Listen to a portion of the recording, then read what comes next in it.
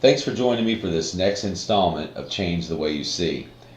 In today's video tutorial, what we're going to explore are 3 different focal lengths. Now, this is going to be a little different than what we've done before. What we're going to do is pick a specific location or subject, and we're going to use 3 different focal lengths on that subject. What we want to be able to illustrate in this video tutorial is your understanding of how you see the things that you photograph. Understanding that different focal lengths produce different results. And what we have to do as photographers is not only choose the right focal length, but be able to pre-visualize the image prior to choosing which focal length we're going to use.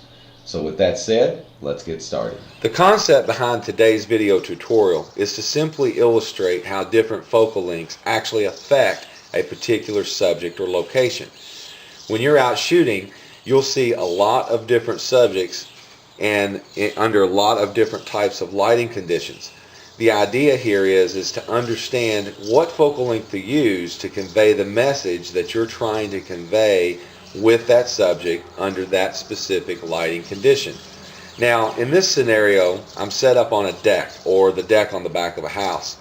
And it's not a special image of any way, but what it's going to do is actually illustrate how we can focalize our vision on a specific area of the subject. Now, understand that focal length plays a huge role in how the actual image is conveyed to the viewer.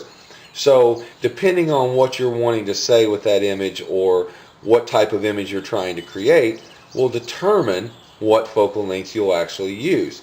In this part of the video, what we've done is we've set up with a Nikon 17-55, and the current focal length is at 17 millimeter. Now, the first thing that we must understand is what the word focalize means. Focalization is nothing more than being able to focus on or concentrate on a specific area or spot in a scene.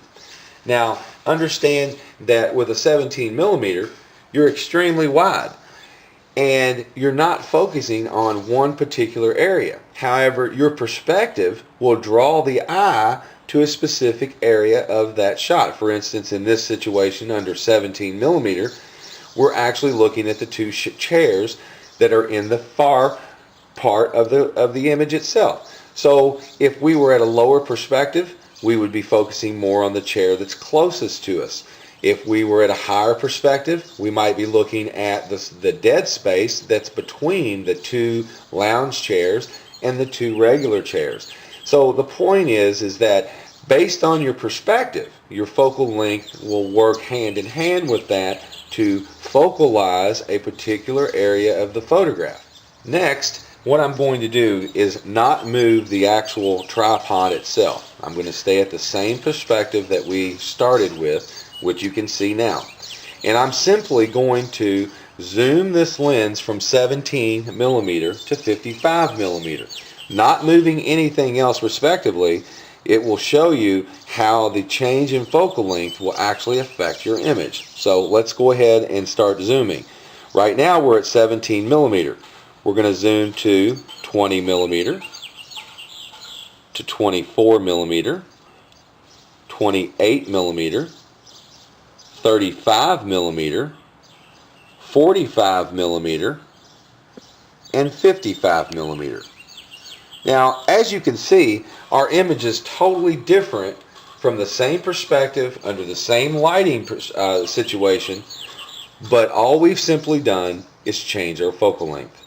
Okay, what we've done now is actually leave our tripod right where it was at, and we've actually added a 12 millimeter to 24 millimeter super wide angle lens.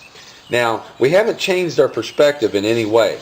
All we've done was change the lens, and as you can see, it's completely changed the look and feel of the image. It's a much wider lens. Now, right now, we're on 12 millimeter. When we go through these focal lengths up to 24, we're going to pass through 3 different focal lengths that we've already seen, so something will look familiar. What this focal length will do for you is extremely wide angle images. So for instance, if you wanted to be at a very low perspective shooting across this, you could do that with a 12 millimeter and still show the whole area. Or maybe you want to focus on a little tighter area, and that's where the 24 millimeter would come in.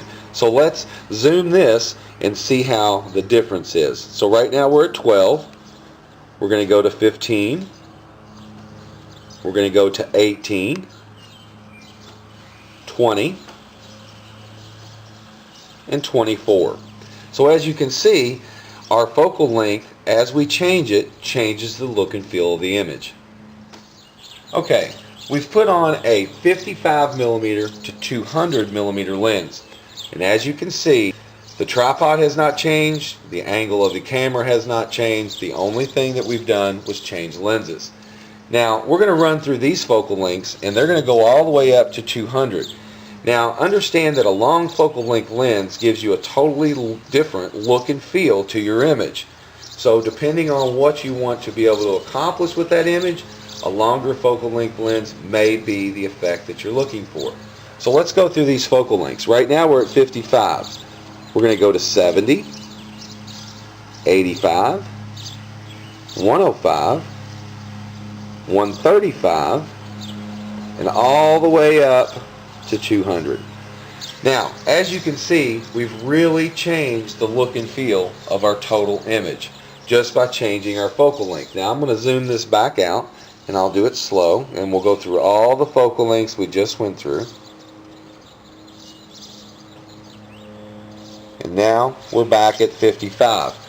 Now, if you take a moment and think about the subject, the light, the perspective you're shooting from, how the light's affecting the subject, and the focal length that you're actually shooting with, I think what you'll see is that choosing the right focal length can make all the difference on how your actual image is going to look when you go to post-processing.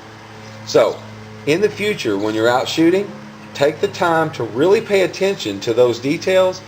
Look at your subject, look at the light, and choose the correct focal length.